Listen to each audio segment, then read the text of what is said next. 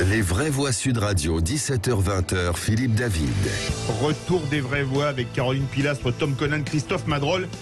Crise humanitaire à l'est de l'Europe. Plus de 500 000 réfugiés ont quitté l'Ukraine depuis le début de l'invasion russe jeudi dernier. 281 000 sont en Pologne, 85 000 en Hongrie, 37 000 en Moldavie, 32 000 en Roumanie, 30 000 en Slovaquie et environ 35 000 dans les autres pays européens. Le Royaume-Uni a annoncé que 100 000 Ukrainiens ayant des proches dans les îles britanniques, sauf l'Irlande du Sud évidemment, pourront rentrer en procédure spéciale accélérée.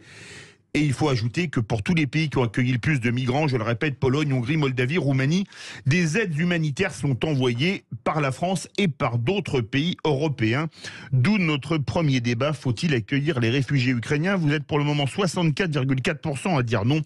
Avec nous, Nikolai Posner, coordinateur de la communication chez Utopia 56. Nikolai Posner, bonsoir.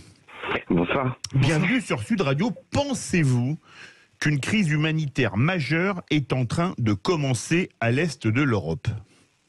Oui, tout à fait. Enfin, elle commence, elle est déjà bien en marche. C'est-à-dire que ces personnes ont déjà quitté leurs proches, ont quitté leur domicile, ne vont plus à l'école, ne vont plus au travail, et donc on le voit quotidiennement.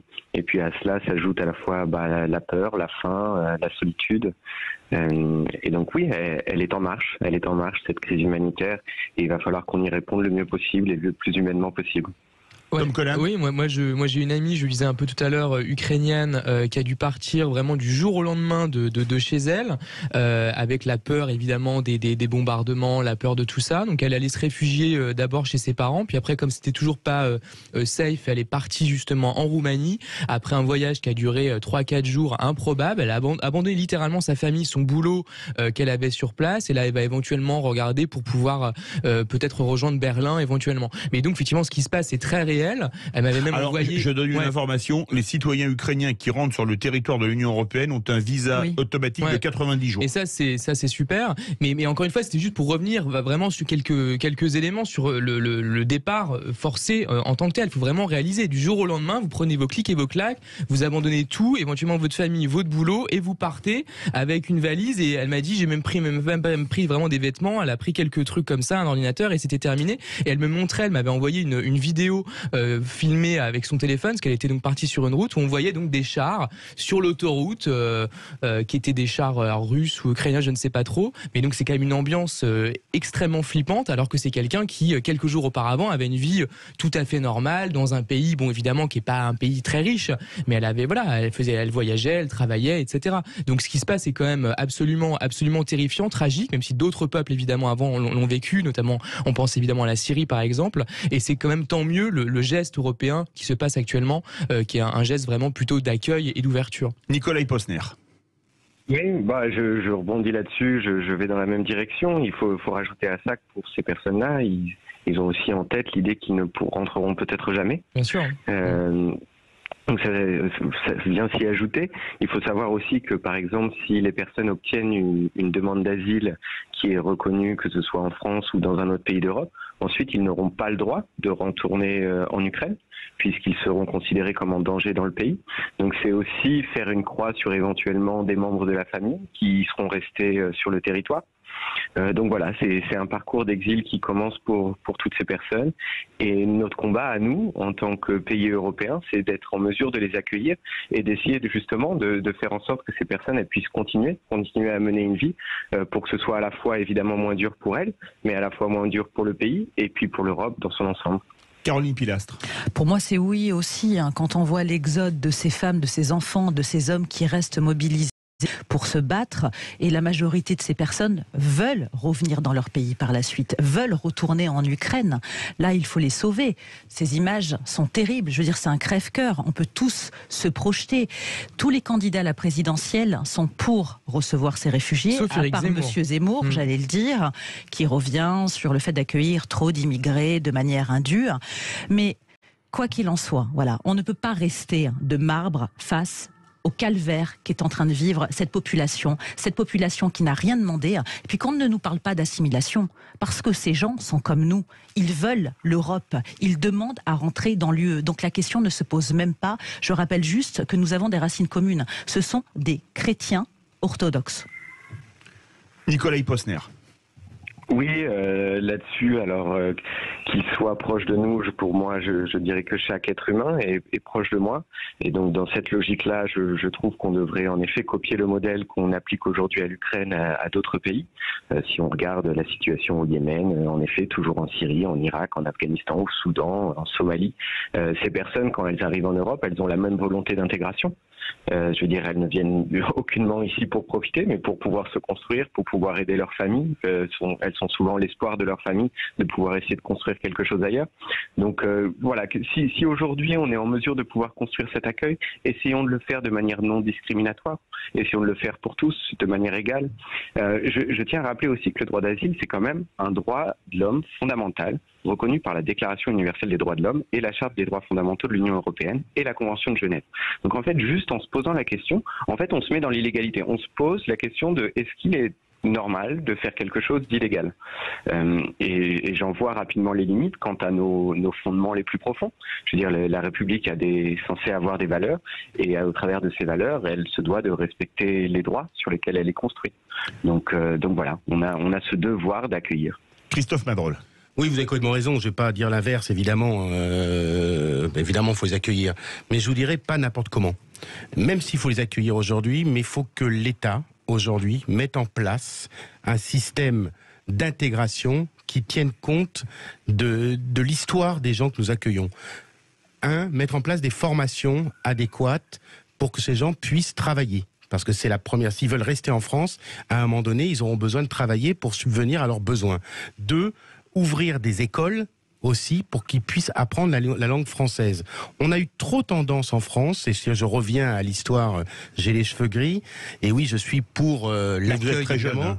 Je suis très jeune, Philippe, mais à un moment donné, il faut que les services de l'État facilitent la venue de ces personnes qui sont en danger de mort dans leur pays, et qu'on mette en place des systèmes de social qui leur permettent de pouvoir intégrer des lycées, des collèges, des écoles, avec des passages en apprenant la langue française, en facilitant l'obtention des papiers administratifs, et aussi mettre en place des formations qualifiantes qui leur permettent de pouvoir, pour certains, changer de métier et s'intégrer professionnellement dans le tissu professionnel français.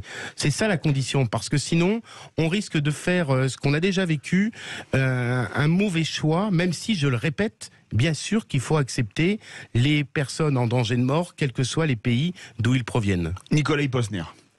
Je me lie complètement à cette demande. C'est une réalité qu'aujourd'hui les compétences, les qualités d'intégration en France sont très très limitées. Il faut savoir que là, dans le nord de Paris, on a un campement d'une centaine d'Afghans qui sont arrivés en direct d'Afghanistan, qui n'ont pas accès à un hébergement. Et vous allez dans leur tente, qu'est-ce qu'ils ont? Ils ont des petits cahiers où ils réécrivent les lignes en français pour essayer justement d'apprendre la langue française.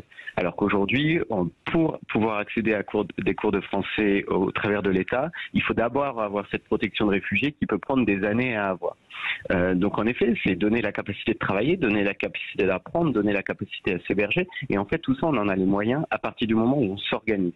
Et aujourd'hui, il y a un manque de volonté sur l'organisation. Et donc c'est à nous, à la fois citoyens, associations, de pousser à ça. Et ensuite, évidemment, d'être écoutés. Parce que, comme vous le dites, les erreurs du passé, et je n'en veux à personne, mais aujourd'hui, on doit construire pour justement construire une société beaucoup plus solidaire sur le long terme. Moi, j'en veux au pouvoir public depuis des années. J'ai été à l'époque avec Bernard Kouchner au Kosovo. On a accueilli des Kosovars en France. On n'a pas su quoi en faire. On les a parqués dans des lieux souvent insalubres. Ils n'avaient pas accès aux papiers administratifs. On avait quelques travailleurs sociaux qui venaient leur apprendre de temps en temps, leur donner quelques cours de français. On n'a jamais mis en place les formations adéquates pour travailler secteur du bâtiment, de la restauration.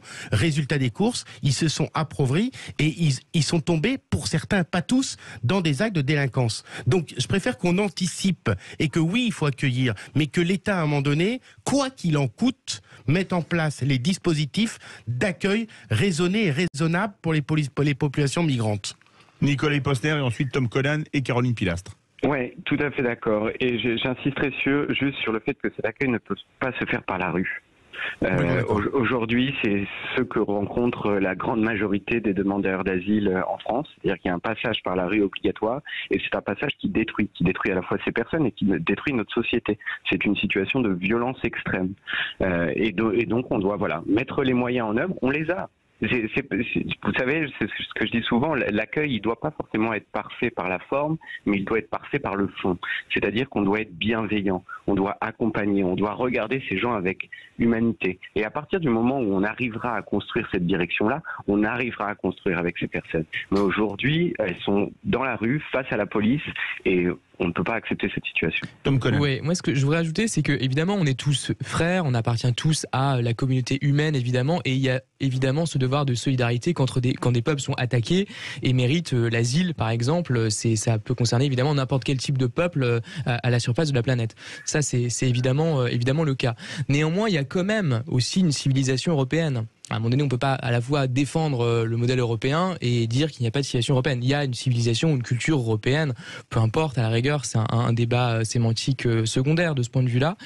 Et donc, je pense que ce fait-là nécessite aussi une responsabilité spécifique. De la même manière que si vous habitez dans un immeuble, par exemple, vous avez la personne juste en face, sur le palier d'en face, qui a un accident, vous avez une responsabilité très forte. Vous êtes peut-être la seule personne à pouvoir appeler les urgences, à pouvoir sauver cette personne, etc. Si c'est une personne qui habite à 1000 km de chez vous, techniquement vous êtes aussi responsable évidemment abstraitement, mais vous ne pourrez pas concrètement aller l'aider directement. Vous n'avez pas le même degré de responsabilité. Donc ce que je veux dire, c'est que là c'est la même chose. On est sur un peuple qui est un peuple sur le territoire européen, au sein même de la civilisation européenne, de manière évidente, ça a été rappelé, et donc cette responsabilité elle est également accrue. C'est aussi pour ça que je pense que le sujet ukrainien concerne éminemment l'Europe et notamment même la politique française, la politique étrangère de la France. Nicolas Posner. Ouais, là-dessus, je voulais juste donner un exemple d'un jeune Afghan avec qui j'ai couru ce matin. Ce jeune parle grec, il parle anglais. Il a gagné une compétition de course à pied, il est arrivé 3e en Suisse il y a 2 semaines. Et donc les civilisations, en fait, elles sont sans frontières. Je veux bien croire qu'il y a des habitudes dans tel ou tel pays, mais finalement, les personnes s'adaptent très vite à partir du moment où ils ont la volonté et la capacité de s'adapter. Et ça, je crois que c'est une volonté sans frontières quand les personnes arrivent jusqu'ici. Caroline Pilas. Là où je vous rejoins, c'est que si on accueille bien et on laisse pas des gens. Vous donniez l'exemple de la gare du Nord. Vous avez beaucoup de migrants qui se lavent les dents dans le caniveau. Ça, c'est une réalité. Donc, accueillir pour accueillir, certes, mais accueillir convenablement et dignement surtout.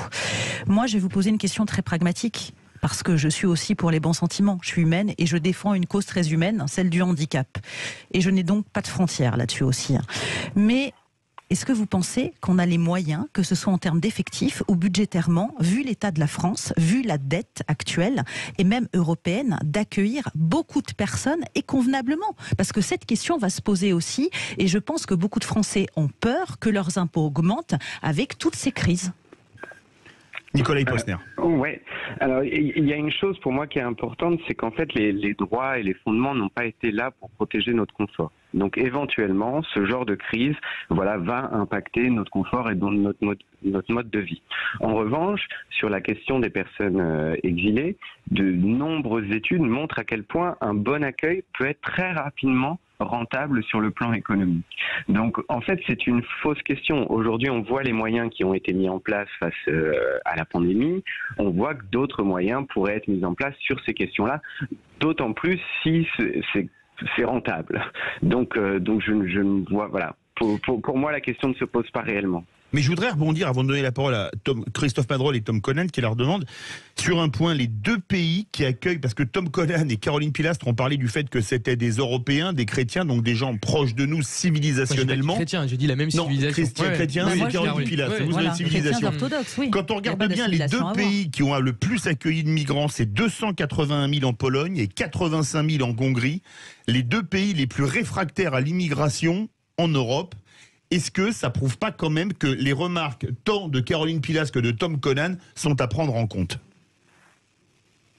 Nicolas Posner. Je suis pas sûr de comprendre la question sur quel aspect exactement. C'est-à-dire que le fait qu'on peut pas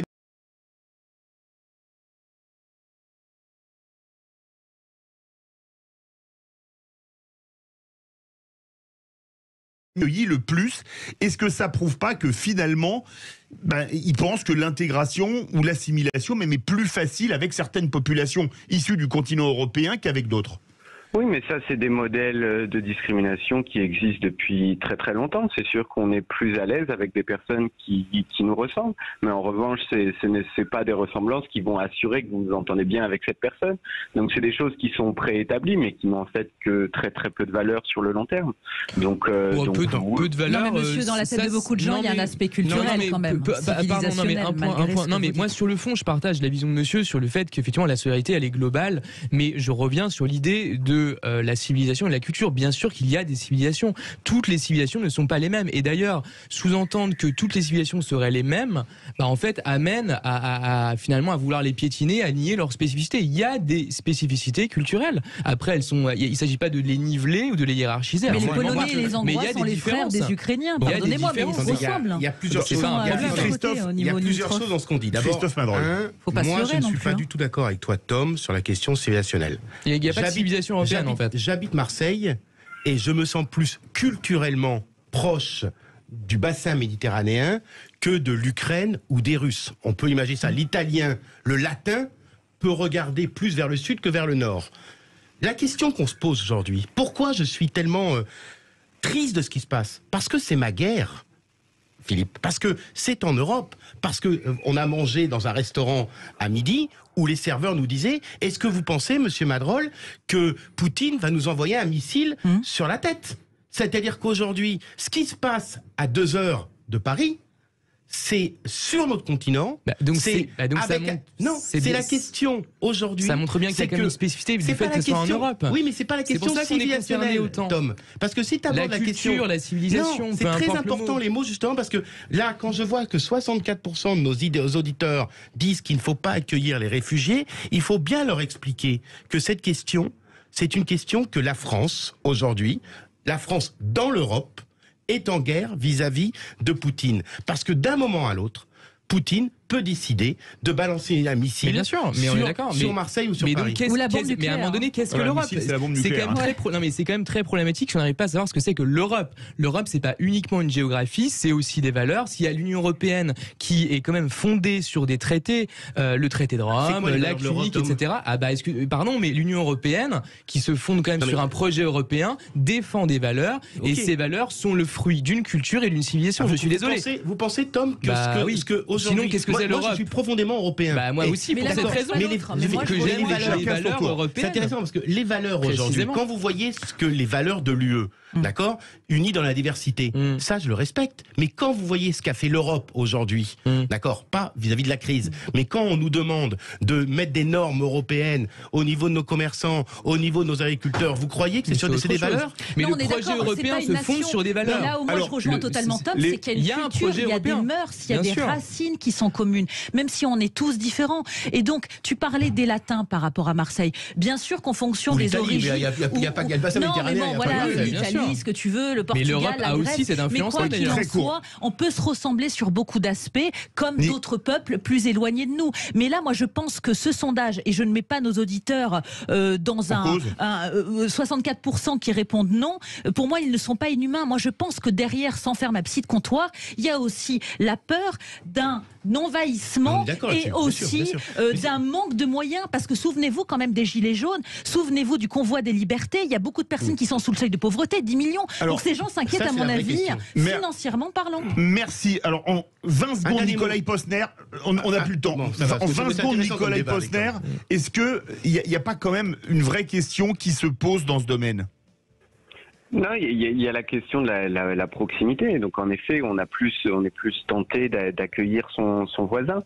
Mais après, de manière générale, c'est quelque chose qu'on retrouve dans tous les pays de migration. Il y a plus de personnes en Turquie, il y a plus de personnes au Pakistan. Merci. Et donc c'est des choses qu'on retrouve partout. Merci. Et donc, on arrive au bout, on a dépassé le temps depuis longtemps. Merci Nicolas Posner, coordinateur de la communication chez Utopia 56. Verdict sur Twitter, faut-il accueillir les réfugiés ukrainiens? Vous êtes 64,9% à dire non. Tout de suite, la chronique présidentielle de Philippe Rossi.